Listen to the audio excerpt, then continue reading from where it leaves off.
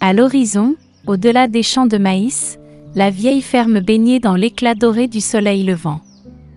Ce coin douillet, habité par une variété d'animaux, se réveillait au chant des oiseaux et aux senteurs des tournesols en fleurs. Le héros principal de cet endroit était un petit poussin nommé Coco, l'un des 10 poussins de mère poule, qui était l'âme et le cœur de la ferme. Ce jour-là, la lumière du soleil jouait sur les plumes de mère poule, comme si elle se jouait d'un instrument de musique, tandis qu'elle apprenait au poussin à picorer les grains. Soudain, le rusé renard, une menace constante pour la paix de la ferme, se faufila à travers un trou inaperçu dans la clôture, ses yeux étincelants d'anticipation. Le renard passait inaperçu parmi les buissons aux feuilles vertes et aux baies rouges vives. Elle retint son souffle, attendant que mère poule se détourne, et d'un bond décisif, elle l'attrapa entre ses pattes. « Mère !» s'exclama Coco, les yeux écarquillés d'horreur. Il se mit à courir après le renard, mais elle était trop rapide et disparut dans la forêt. Le silence s'abattit sur la ferme. Les poussins regardèrent l'endroit où leur mère se tenait encore quelques instants auparavant, maintenant vide. Tous les animaux étaient effrayés, et personne ne voulait partir pour secourir la poule. « Je vais sauver ma mère », déclara Coco, et tout le monde autour de lui le fixa. Sa voix était ferme, déterminée. À ce moment-là, la sage chouette vola jusqu'à une branche au-dessus de lui et dit « Je vois du courage dans tes yeux, Coco.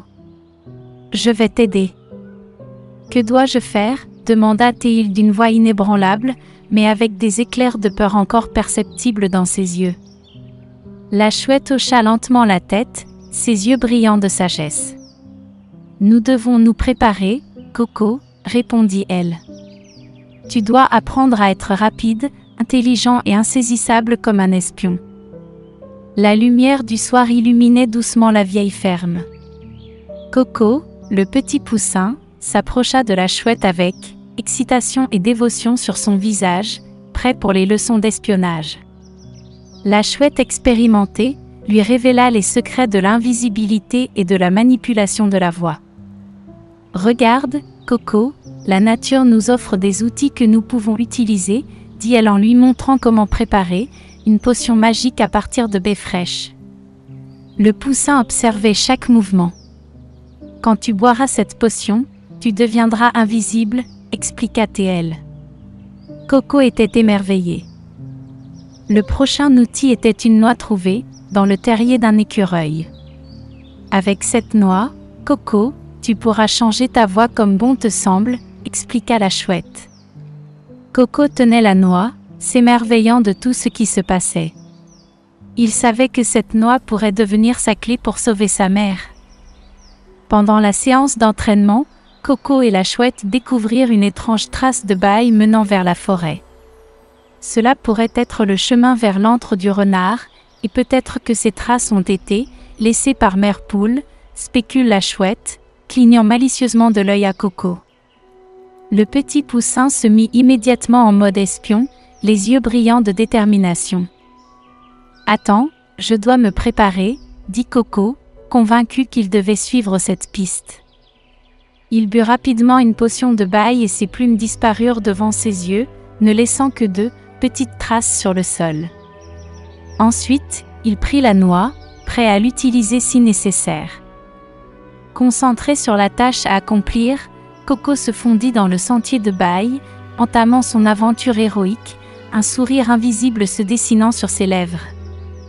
La nuit tomba, enveloppant les arbres d'un doux voile de ténèbres, tandis que le petit poussin se faufilait silencieusement le long du sentier de bail. Invisible mais résolu, Coco se concentrait sur le chemin devant lui. « C'est comme dans un conte héroïque », murmura-t-il pour lui-même, essayant de calmer son cœur battant d'excitation. Soudain, un léger froissement de feuilles le fit s'arrêter net. Devant lui se tenait un loup, fixant intensément le sentier de bail. Ignorant la présence de Coco en raison de la potion d'invisibilité, il marmonna « étrange, je sens l'odeur d'un poussin, mais aucune trace d'animal. » Le poussin se figea de peur mais continua courageusement son voyage alors que le loup s'éloignait. Cependant, la chance abandonna Coco lorsqu'il tomba sur un castor reclus qui semblait l'observer. En un instant, Coco se retrouva pris au piège d'un piège. Le castor ricana. « Eh bien, qui avons-nous là? Un poussin espion ?» Coco tremblait de peur, mais refusait de le montrer. « Je dois m'échapper », pensa-t-il, sentant la confiance l'envahir. Tandis que le castor se détournait pour savourer sa prise, Coco méditait un plan.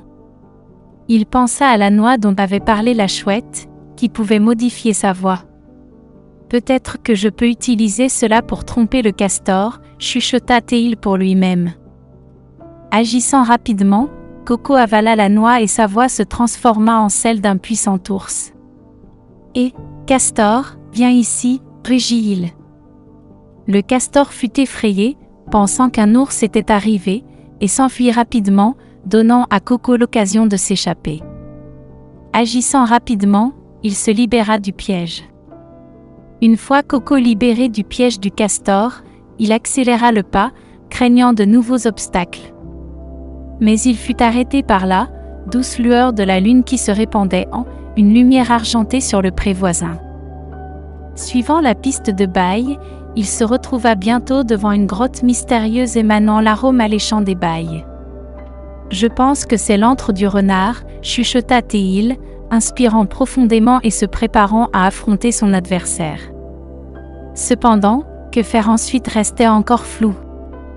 Le conseil de la chouette résonnait dans son esprit, comme le tintement d'une cloche. « Rappelle-toi, Coco, le courage est ton arme la plus puissante. » Avec ces mots dans son cœur, Coco rassembla son courage et entra dans la grotte. À sa grande surprise, personne ne s'y trouvait. À la place, il découvrit de nombreux paniers, à moitié vides de bail. Coco était perplexe. Pourquoi le renard a-t-il volé autant de bail, se demanda-t-il, examinant la grotte mystérieuse. Il commença à chercher des indices, mais ses efforts furent vains. Et juste au moment où il était prêt à abandonner tout espoir, quelque chose d'inhabituel attira son attention. Dans un coin de la grotte, il y avait un petit coffre. Coco s'approcha avec prudence et l'ouvrit, découvrant à l'intérieur un vieux livre. La couverture indiquait « Les secrets de la forêt ». Il feuilleta les pages, et fut stupéfait par ce qu'il y trouva. Il semblait que le renard utilisait les baies pour créer une potion magique qui ferait obéir tous les animaux de la ferme. Soudain, Coco repéra un arbre au loin, le véritable repère du renard. L'antre du renard, creusé dans un chêne épais, avait l'air menaçant. De profondes ombres se projetaient depuis son entrée et une odeur nauséabonde flottait dans l'air.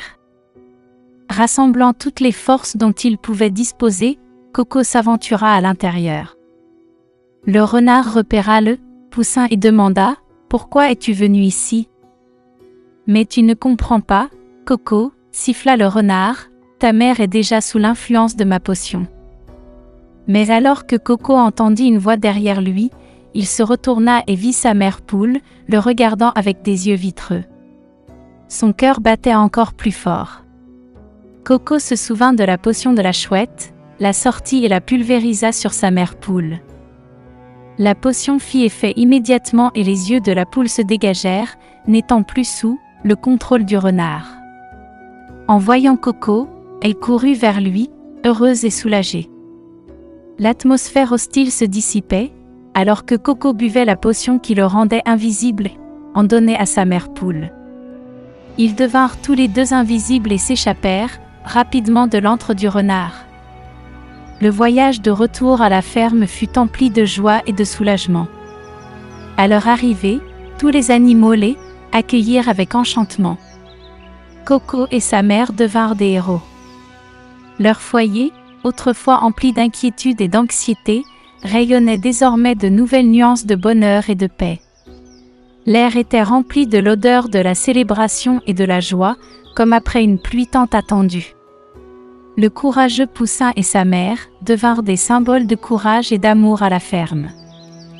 Ils prouvaient que même en des temps difficiles, la bonté et la bravoure peuvent triompher de tout mal. Ce soir-là, tous les animaux de la ferme célébrèrent le retour de la poule et du poussin, jusqu'au bout de la nuit.